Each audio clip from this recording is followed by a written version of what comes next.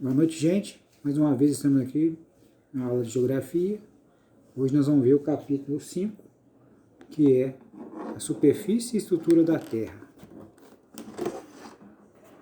Nós sabemos que o nosso planeta ele é formado de 4 elementos: litosfera, hidrosfera, atmosfera e a biosfera. A litosfera é a porção sólida da Terra. É a parte das rochas, os minerais, onde compõem os continentes, as ilhas, os assoalhos dos mares e oceanos, é o fundo do mar. A hidrosfera são os conjuntos das águas terrestres, os oceanos, os rios, as lagoas, as geleiras dos polos também, e a água presente na atmosfera. Nós sabemos que a nossa atmosfera também tem água em vapor, né? A água no estado gasoso. A nossa atmosfera é a camada gasosa que envolve toda a Terra, principalmente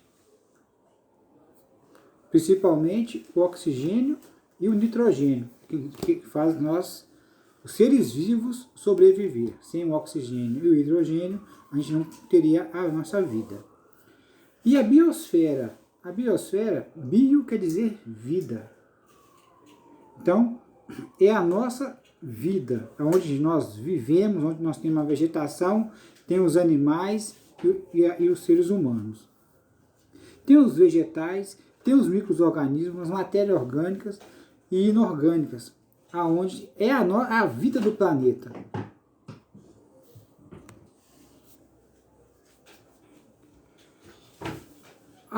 O nosso planeta Terra, ele é dividido entre a crosta, que é essa parte de fora, o manto inferior, o núcleo e o núcleo interno. O que quer dizer isso? Porque nós somos como se fosse uma casca de ovo. Imagina um ovo. Nós não temos lá dentro a gema e a clara. A gema seria o núcleo e a clara seria o manto superior e inferior. A parte de fora da gema é o núcleo externo e a parte interna da gema, o nosso núcleo interno.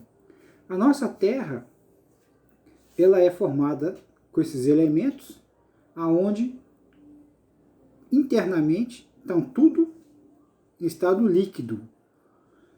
À medida que você vai chegando para a crosta, essa coisa vai solidificando. Tanto que, mais para frente, nós vamos ver aqui, no próximo slide, como é que é o nosso planeta.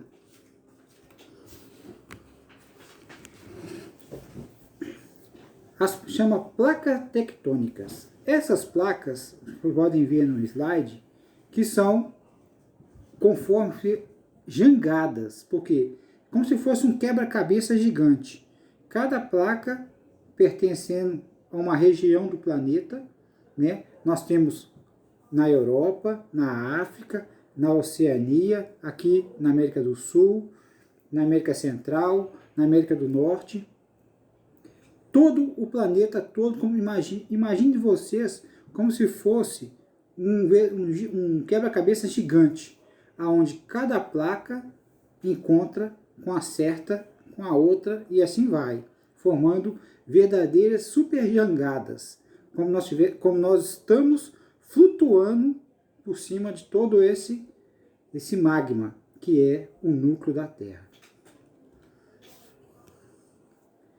Coloquei aqui para vocês a teoria das placas tectônicas. A crosta terrestre é dividida em placas de espessura média de 150 km, que flutuam sobre um substrato pastoso, as tenosferas, e sobre o mar, como eu falei com vocês aqui. Nós estamos, esse super quebra-cabeça, ele fecha toda a nossa Terra, aonde nós estamos flutuando sobre esse processo. À medida que a gente for andando passo a passo, eu vou explicando para vocês o que ocorre quando o choque entre uma placa e outra. O livro de vocês está falando isso lá também. Então eu gostaria que vocês também dessem uma lida no capítulo, para vocês entenderem melhor o que eu estou falando aqui. Porque eu estou falando bem resumido, para ficar mais fácil para quando vocês leem o capítulo, vocês entenderem melhor. Essas placas são as placas principais do nosso sistema da Terra. Por que essas principais? Porque nessas placas é onde estão os continentes, continente americano, a Antártida, continente indo-australiano, a Eurásia e a África. Então, se nós voltarmos naquele mapa que eu mostrei para vocês, de todo o globo terrestre, o mapa mundi mostrando a posição de cada situação de placas, essas aqui são as principais, porque nessas placas são as placas onde tem a população humana. Entendendo a estrutura. É justamente na região de encontro entre uma placa e outra que ocorrem fenômenos e consequências de modificação da crosta terrestre. Essas regiões estão sujeitas a vulcanismo, terremotos. O que é isso, vulcanismo e terremoto? No instante que uma placa encontra com a outra, há um atrito, há uma pressão uma contra a outra. Se vocês olharem aqui nesse mapa que eu coloquei para vocês, vocês vão entender muito bem. Olha para vocês verem. Nós temos a posição com essas setinhas mostrando como que é a ação da placa tectônica quando ela encontra com uma outra placa. Vou dar só um exemplo aqui. A placa sul-americana, onde nós estamos o Brasil, juntamente com a placa africana. O processo delas é de uma seta para um lado e outra seta por outro. Então, essas setas elas estão se afastando. Então, na medida que elas vão afastando, o magma que está no fundo da Terra, ele vai completando esse afastamento. Então, ele vai criando o continente. Né? Você pode ver que o continente ele vai crescendo. Vai crescendo, a placa vai crescendo. Porém, esse processo, o lado oposto já é o contrário. O choque é das duas se colidindo. Olha aqui para vocês verem. Eu dei o exemplo para vocês da placa sul-americana. Olha a placa de Nazca, que pega todo o litoral do Pacífico, onde tem o Chile, o Equador, o Peru, nessa região. Então, essa pressão de uma chocando com a outra, o que a tendência é? De ter terremotos e até vulcanismo nessa região. Nós sabemos que nessa região aqui, nós temos uma cordilheira que chama Cordilheira dos Andes. Então, o que acontece? Uma placa, ela sobrepõe sobre a outra e vai levantando o continente. Então, sempre a Cordilheira dos Andes ela vai estar sempre em crescimento. Não só com a Cordilheira dos Andes, também aqui na placa indo-australiana, que pega a Austrália e a boa parte da Índia, chocando com a placa da Eurásia. Então, nessa localização aqui, nós temos as cordilheiras do Himalaia, onde tem o Monte Everest, o Monte K2, que são as maiores montanhas do mundo, com maior altitude. Mais de 7.000 metros de altitude, chegando a quase 8.000 metros de altitude. Então, esse processo de uma colidir com a outra está forçando levantar mais as cordilheiras, certo?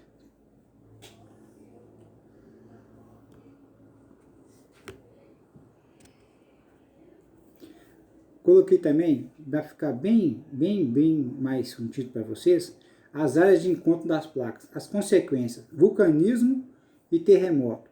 Coloquei 3 exemplos aqui para vocês.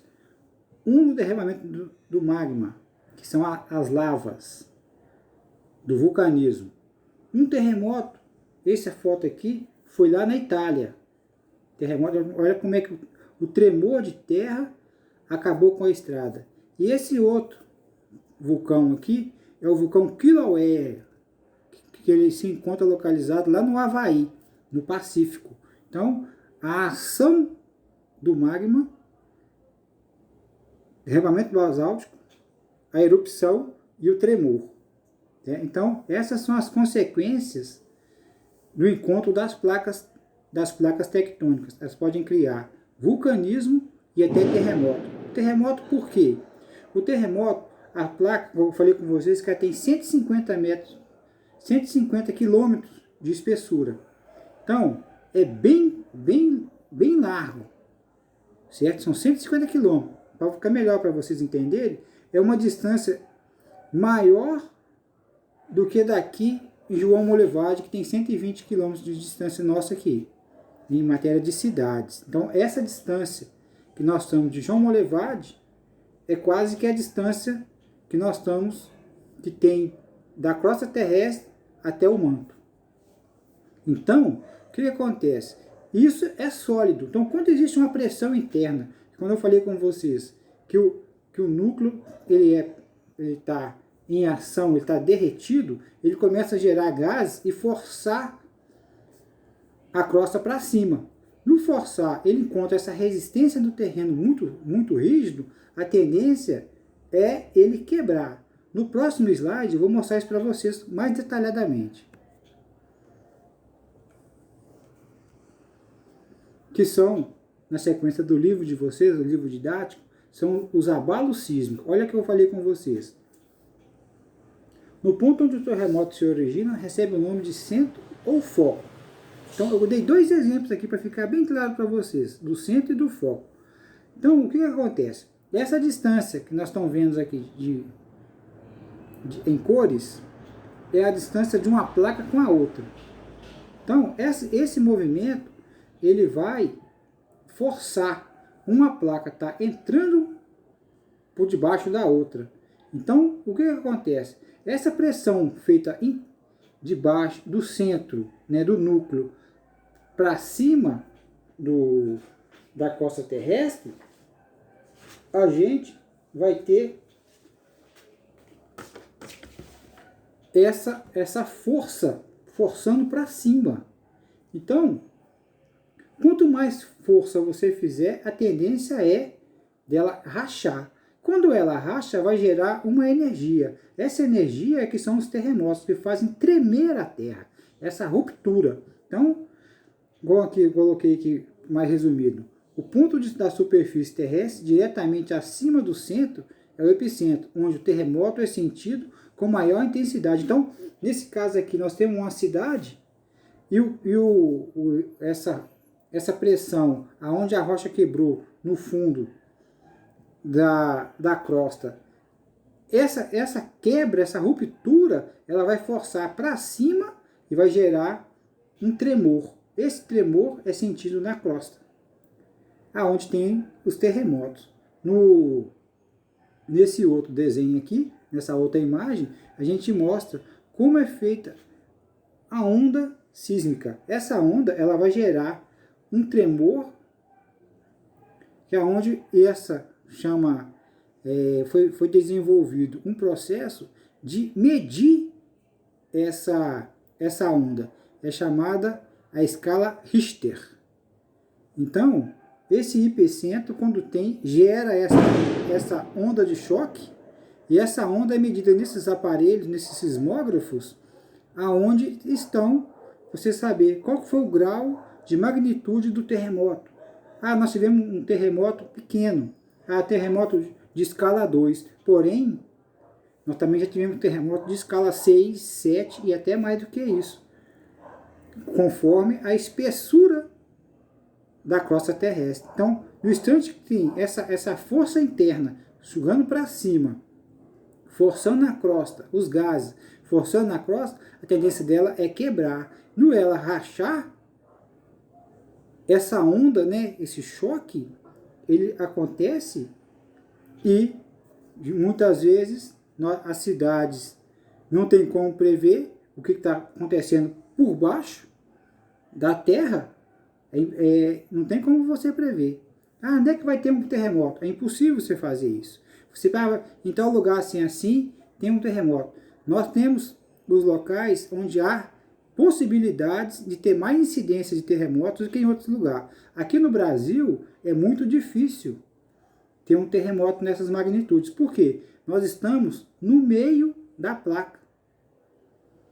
Então, a nossa placa, quando ela choca com a placa da África, né, a tendência dela é uma afastar da outra. Então, ela não sofre uma pressão de uma empurrando a outra, e sim afastando dela. Então, à medida que ela vai afastando uma da outra, como eu falei anteriormente, o magma vai completando essa distância. Então, o continente vai crescendo, vai crescendo. E como nós estamos no meio da placa, a incidência de ter terremoto aqui é muito pequena, porque a gente não tem esse choque entre as placas, porque nós estamos no meio da placa. Não quer dizer que não há que no Brasil não vai acontecer terremoto nunca. A gente não pode prever isso. Pode ter uma pressão muito interna no núcleo da Terra, e essa pressão chegar coincidentemente na posição onde está o Brasil, na própria América do Sul. Mas a incidência disso é muito pequena, não é remota, tá? Ela não é nula.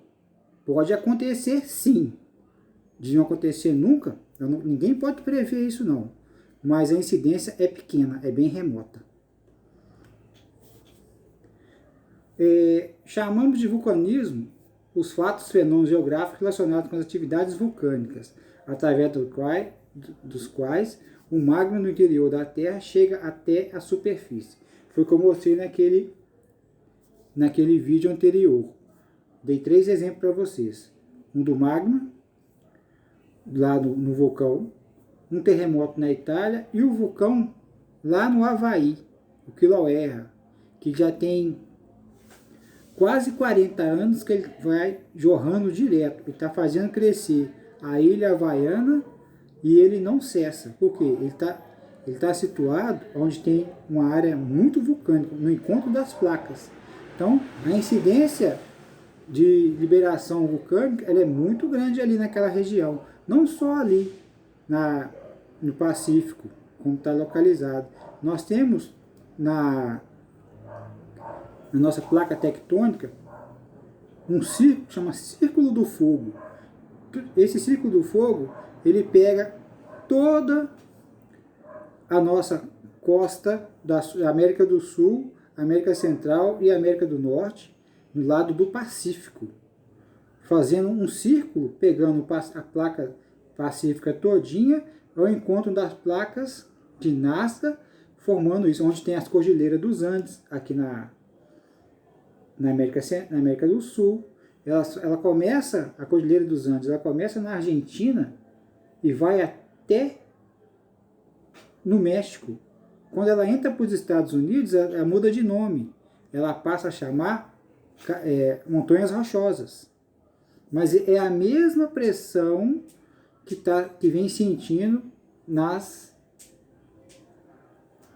superfície, onde encontra essas placas da América do Sul, da América Central e da América do Norte. Então, por isso que chama Círculo de Fogo, onde tem incidência não só da pressão que é exercida entre as placas, porém o vulcanismo. Nós temos vulcão aqui no Chile, nós temos vulcão no México, nós temos vulcão nos Estados Unidos, nós temos vulcões na América Central, e os vulcões na parte do Pacífico, nós temos vulcões submersos, que é onde o magma derrete no fundo do mar.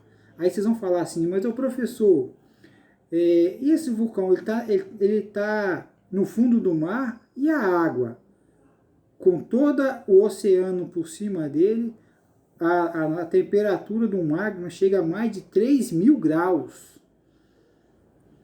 Aí mas professor, a água ela muda de fase de líquido para gasoso a 100 graus Celsius.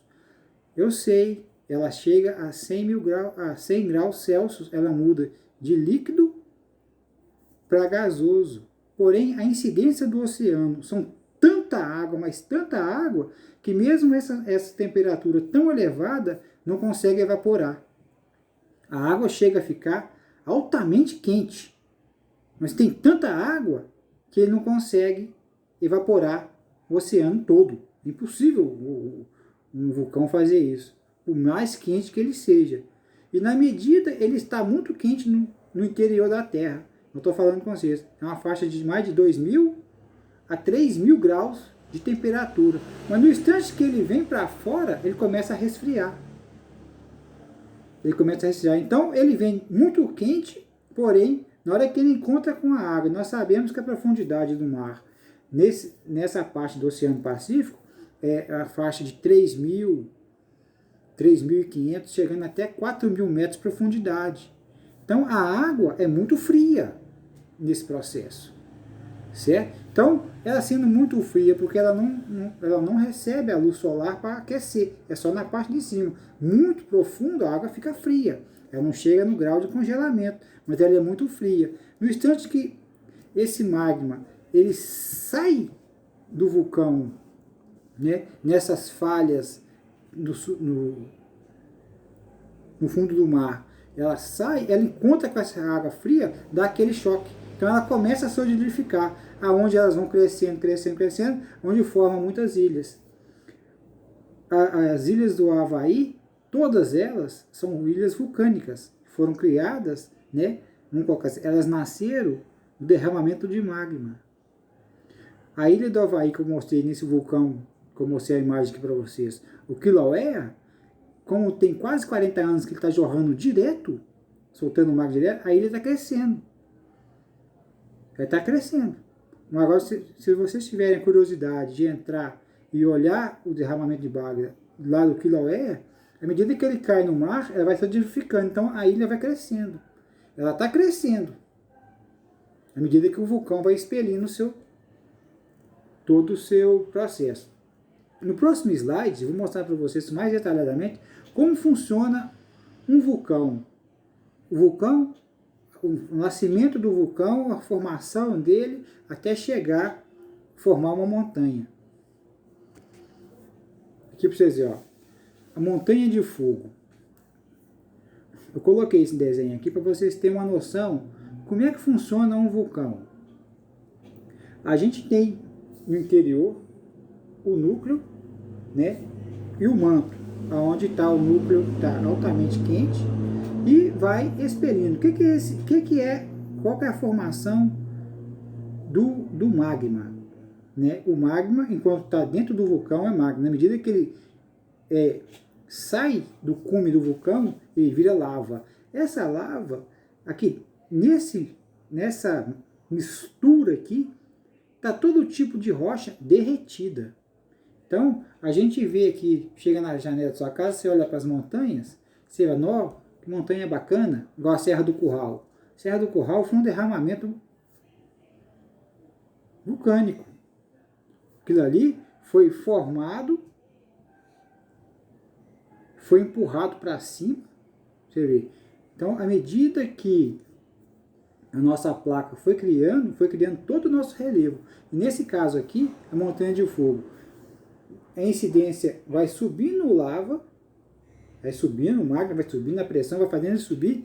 E na medida que ele vai derramando para fora dessa montanha, ele vai formando mais a montanha. Esse exemplo aqui é que eu estou falando com vocês, lá no Havaí. À medida que ele vai se expelindo, expelindo, ele vai crescendo. Se vocês olharem detalhadamente como vai crescendo a montanha, olha para vocês verem a direita e a esquerda desse desenho.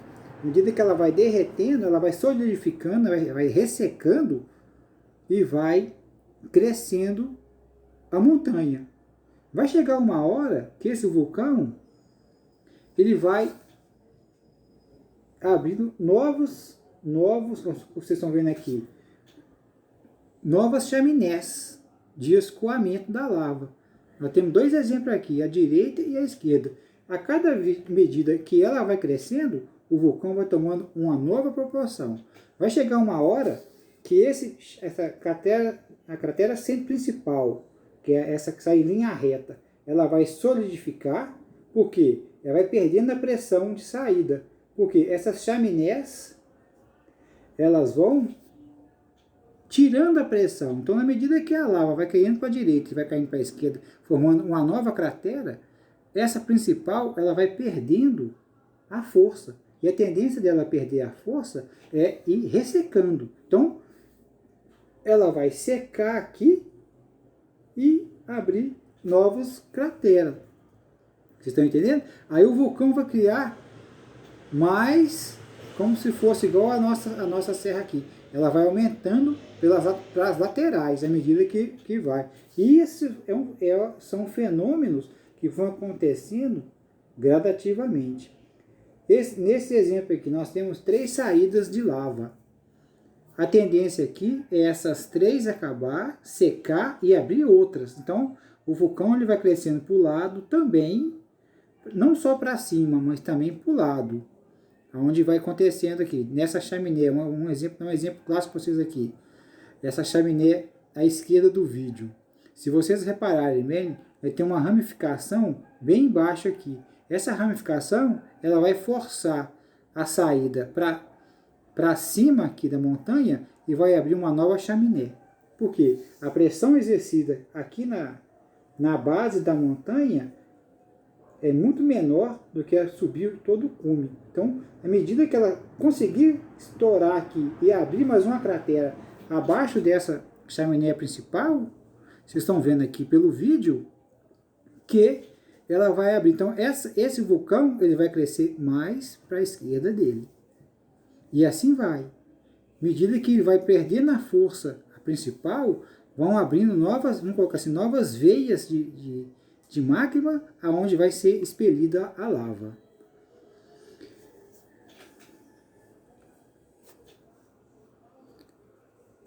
Nesse outro processo aqui, eu dei um exemplo como é que funciona, como é que é a nossa Terra. Nós temos a tenosfera, a litosfera, a crosta continental e a parte oceânica, a hidrosfera. Então vocês podem reparar aqui, porque nós temos uma camada, essa camada que está mostrando aqui, é a camada que tem 150 quilômetros da crosta terrestre até o manto superior. Então, esse processo, é como falei com vocês, esse processo ele é muito complexo, porque nós temos a parte pastosa, que é os mantos, e o núcleo. O núcleo é tudo isso aqui que nós estamos vendo aqui, todo tipo de rocha, tudo derretido, que fica, como eu falei com vocês, que tem uma faixa de 2.700 a 3.000 graus Celsius de temperatura. Então, pode ver que qualquer coisa que cair ali está derretendo.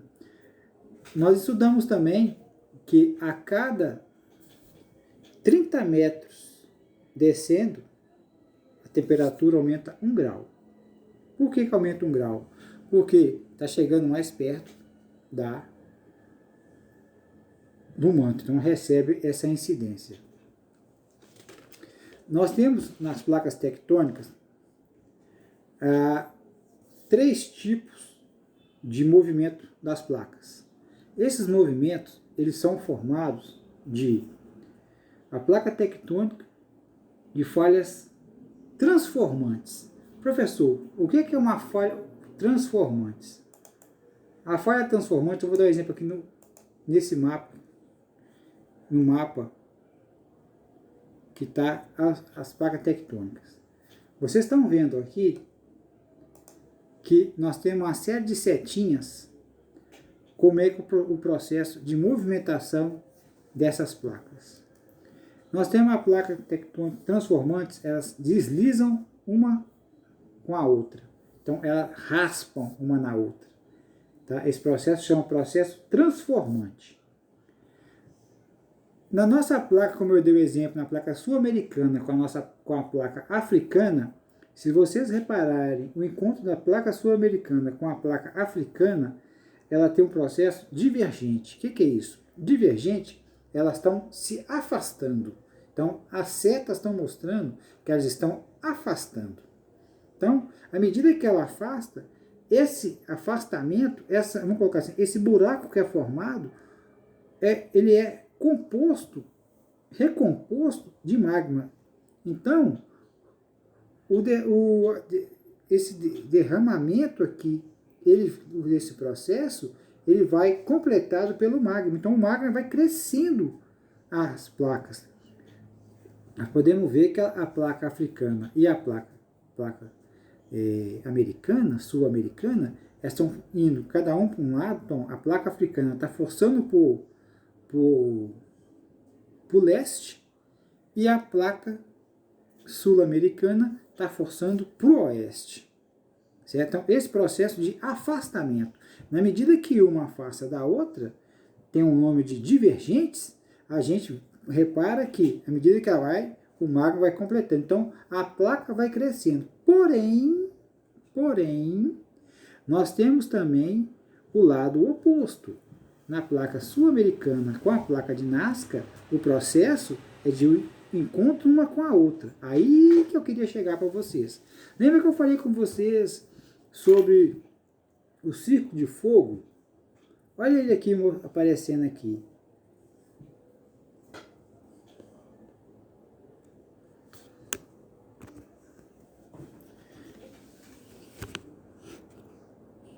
A gente vai vendo por quê.